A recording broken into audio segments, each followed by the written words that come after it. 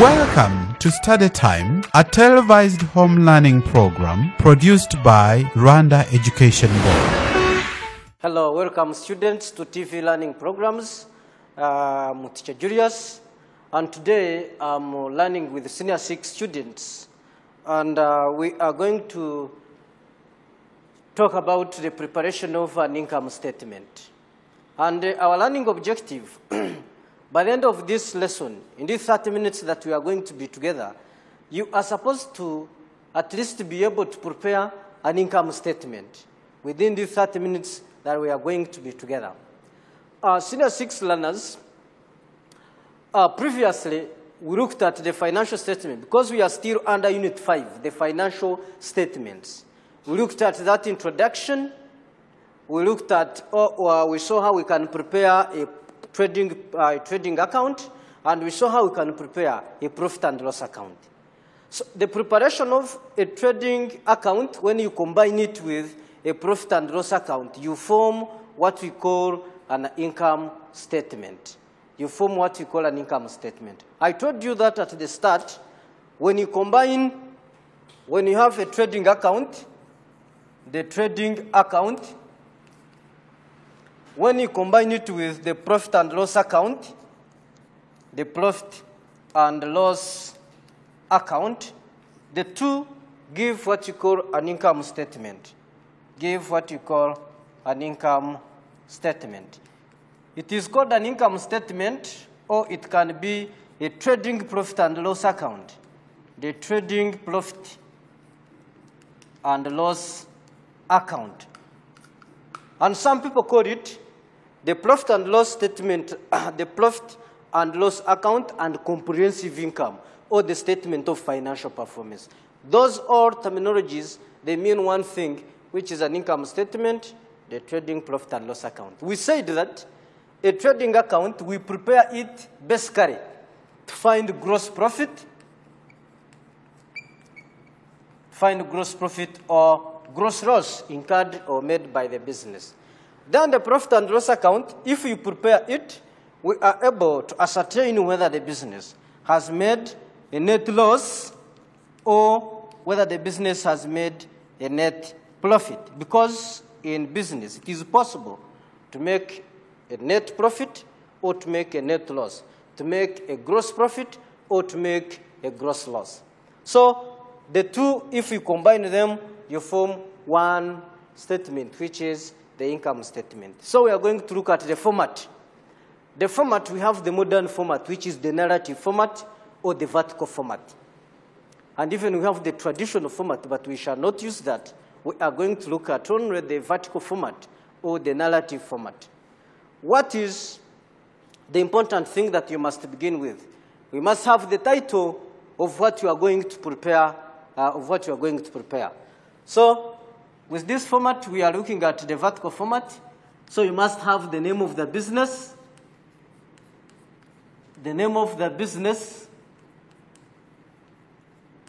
then an income statement or trading profit and loss account, trading profit and loss account. Then for which period? For the period ended. For the period ended, and this period you shall always be given it in the question. Then you just draw your lines. It's our simple format. Make sure you use a ruler. So we have these lines which will help us to arrange our work, to avoid the congestion of work, arrange our items very well. Then here we have details. So here the currency units, Rwandan francs, the Rwandan francs. These are our 4 columns that we have. Now, we are going to begin by a trading account, because we shall combine the two. So what do you begin with a trading account? Remember, the last element that we shall look at in this income statement will be the net profit. will be the net profit or net loss in case the business incurs a net loss. So remember, we have to begin with sales as the first element.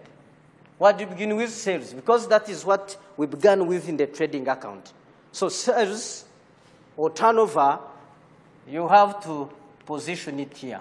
We said that when a business sells goods, sometimes customers may return some.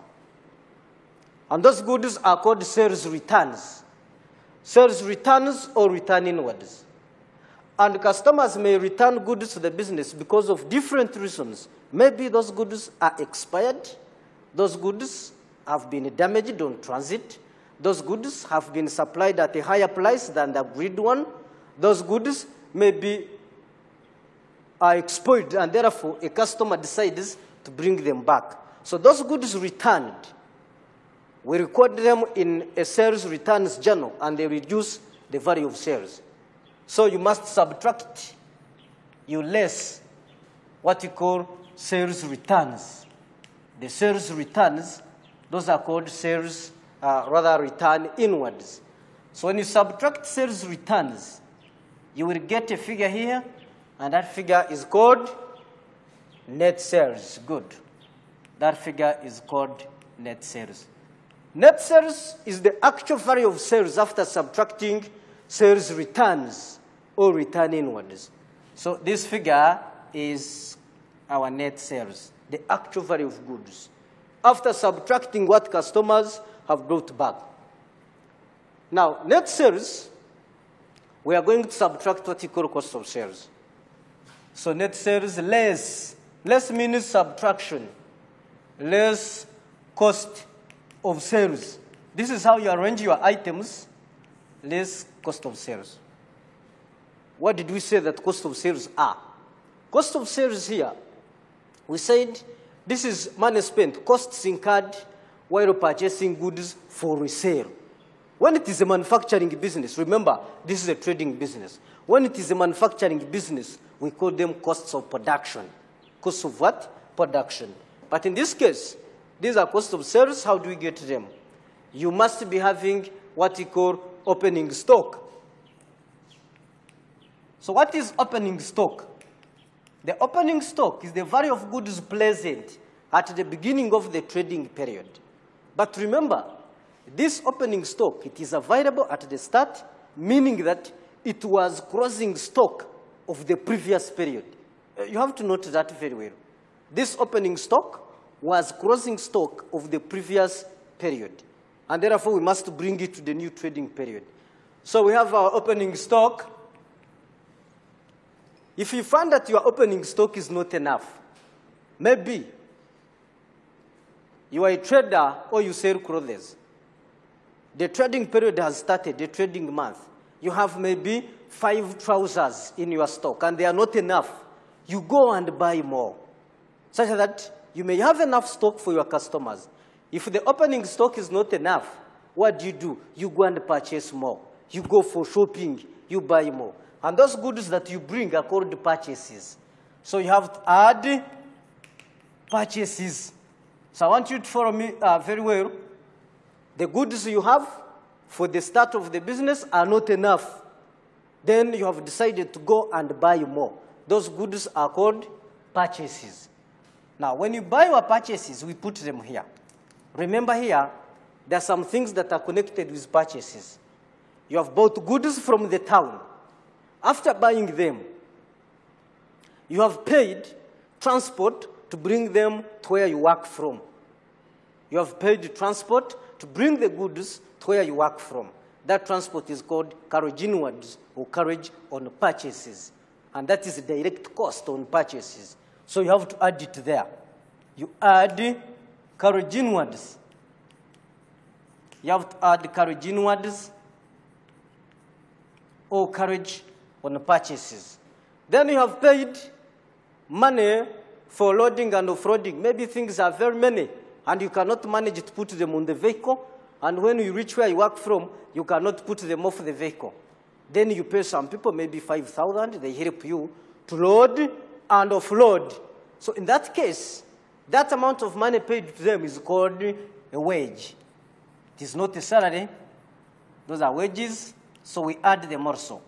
The two are direct expenses on purchases.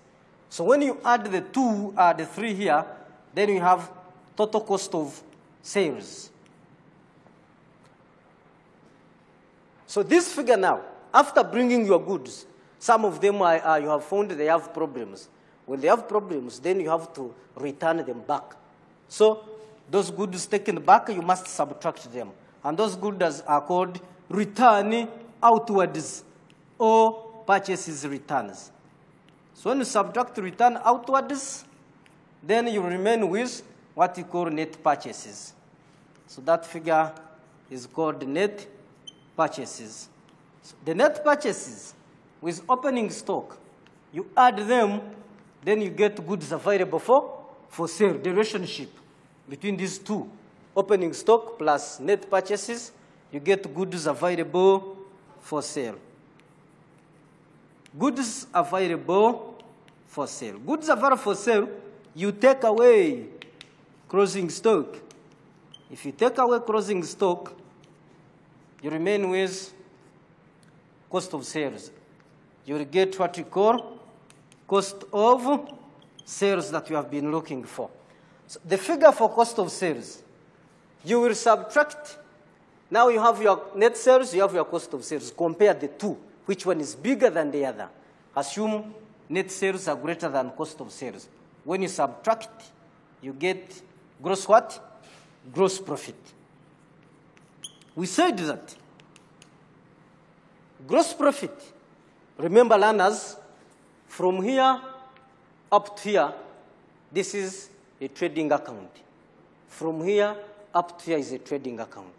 But now we are combining a trading account and a profit and loss account. In the profit and loss account, the first element is this. So this is the ending point of a trading account and at the same time the starting point of the profit and loss account. Gross profit can be adjusted. Now here we can adjust it. You have some other incomes. The business has earned a gross profit, but it has some other sources where it gets some other incomes. You add them. Add other incomes. What are those other incomes? Those other incomes examples, we have what you call rent receivable or rent income or rent received. We can have commission received. We can have discount received. We can have interest received. So you can add all of those. So interest received.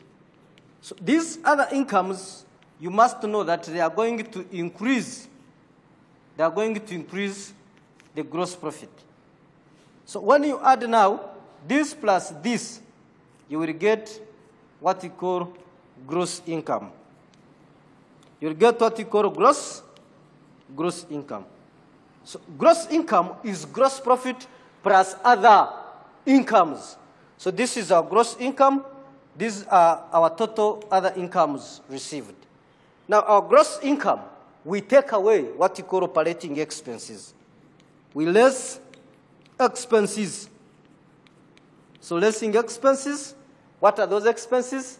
We can have what you call discount allowed, depreciation on fixed assets, provision for bad debts, outstanding expenses, prepaid income, all those ones. So we have, we can have transport. Here you list your expenses. You can have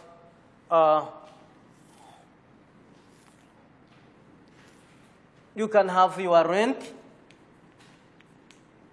So you add your expenses. You can have salaries. So you add your expenses, very many expenses. Then you put them there. That is total expenses. Total expenses. So now you have your total expenses and you have your gross income. Remember, net profit. We said net profit is gross income minus expenses. Minus expenses. In this case, we have gross income, but if you don't have other incomes which make it gross income, then you will have to use gross profit directly. So in this case, you will get your gross income you subtract total expenses. And if expenses are less, you will get net profit. You will get net profit. You will get net profit. So that is the format that we are going to use. And then you prepare a profit, a trading profit and loss account. Then from there, we have the example which we are going to do. The information below relates to the books of Kaiser Traders for the period ending 31st December 2019. We have details, what we have been given, and we have these details also. Required to prepare a trading profit and loss account for Kaiser Traders. How do you go about this? The title is very important. The title. The title is very, very, very important. So you must write it very well. Let's see how you develop it. So you have to say, Kaiser Traders. This is the title. Kaiser Traders. Trading profit and loss account, or an income statement. Trading profit and loss account. Trading profit and loss account for which period? For the period ended. For the period ended. The period is ending 31st December 2019. 31st December 2019. So that is our title.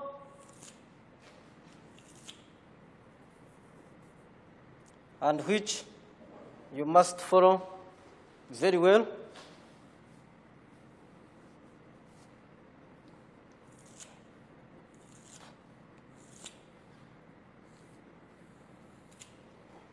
So here we have details. We have Rwandan francs. Rwandan francs. Then we have Rwandan francs. Now let's begin from our question. We have sales. We are following this format. We have sales, and in our question, we have sales also. So what you do, you just write sales. Sales were made. And how much? Sales worth 600,000 were made. You have to find out whether did customers return some goods. There is no need of saying less sales returns when you don't have them. It is possible in business to sell goods to customers and they don't return any, because they will return when they have problems. But in this case, we have sales returns. That means that customers maybe were not satisfied, were not convinced with the goods they took. They had some problems, and therefore, they decided to bring some back. So you have to reduce them.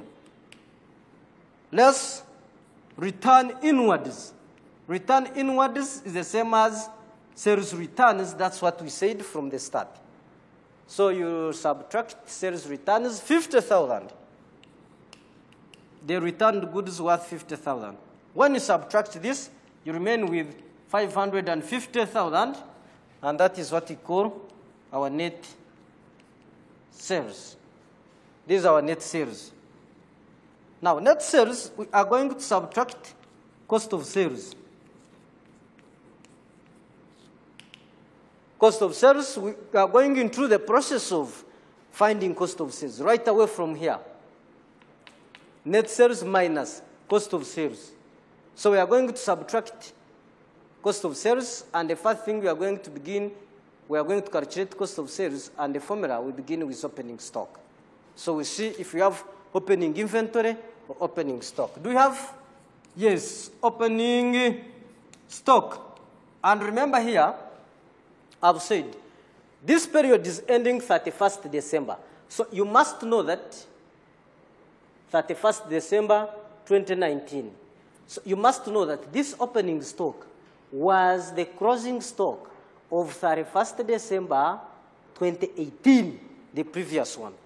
So you have to have opening stock, 400,000, yes. Opening stock, 400,000. You add purchases, as we have said, maybe opening stock is not enough. Purchases, how much? Purchases, we have purchases worth 500,000. I think you can all see. Then you see, did we have, or were these purchases paid for transport, carriage inwards? Are they there? Yes, carriage inwards are there. Do we have wages? Those are direct expenses. We don't have wages. So you have to add direct expenses on purchases. We have carriage inwards and wages. So in this case, we have been given only carriage inwards. Maybe this person was strong. He could carry goods himself. So you have to add carriage inwards. Carriage inwards, it is worth 20,000. Now when you add this, when you get 500,000, then you add 500,000 plus this direct cost, then you will get 500. What will you get? 520,000. So as the total cost, the total value of these purchases, then you check, did the business return back some goods? And those goods are called purchases returns. So you have to subtract them. So you less return outwards. So return outwards is the same as purchases returns, and in this case it is 40,000. Now you get 520. You take away 40,000. You get 480. So the 480 is what you call net purchases. Is what you call net purchases. Now we have net purchases, and we have our opening stock. We have net purchases, and we have our opening stock. So you have to add them. When you add them, you will get 880,000, and this becomes goods available for sale. Goods available for sale. Goods available for sale. Goods available for sale. You must subtract what you call the closing stock. When you subtract closing stock, do we have it? Yes, do we have closing stock? 500,000. We have closing stock as 500,000. When you subtract it there, we shall get cost of sales. And what will be our cost of sales figure? If you get 880, you take away 500,000, you get 380,000, and that is our cost of sales. Now we have this figure, net sales 550, and we have cost of sales 380. Compare the two. So you will get net sales. Remember our formula for getting gross profit. Gross profit is net sales minus cost of sales. We have our two variables, and therefore we can compare them. So net sales 550, subtract 380, we are going to get the gross profit simply because this figure is bigger than the other one. The costs of sales are less than this. So we shall have gross profit. Try to subtract. If you get 550, then you take away 380. What do you get? Those who don't have calculators, if you get 550, then you take away 380,000. What do you get? 0, 0, 0, 0. 15 minus 8, 7. Here we have 4 minus this, 1. So it is 170. So gross profit of 170,000. That is our gross profit. Now, first check. Our gross profit, we said, can be adjusted. Now you are here. Do I have other incomes? Did the business earn other incomes? If they are there, you add them. Check in our question. We have discount received only we don't have any other income, and therefore you add it there. So add other incomes. And in this case, we have only one. We have been given one, which is discount received. So discount received here, it was worth 50,000. So you can add it there directly here, because it is just one. And here, if you add, you'll get 220,000 as gross income. As gross income. Now, gross income, we are going to reduce what you call expenses. Gross income, we subtract expenses. And how many expenses do we have? We have depreciation. Depreciation is the loss in value of fixed assets. And depreciation, it is 10,000 here. We have carriage outwards. We say that carriage outwards, this is a carriage on sales. Carriage outwards, we have 30,000. Then we have discount allowed. Check if we have any other expense. Discount allowed of 60,000. So when you add this, you first check very well so that we don't jump any other expense. We have depreciation, we have carriage outwards, and discount allowed. And therefore, this adds up to, this is 100,000 as total expenses. Now you compare gross income and total expenses.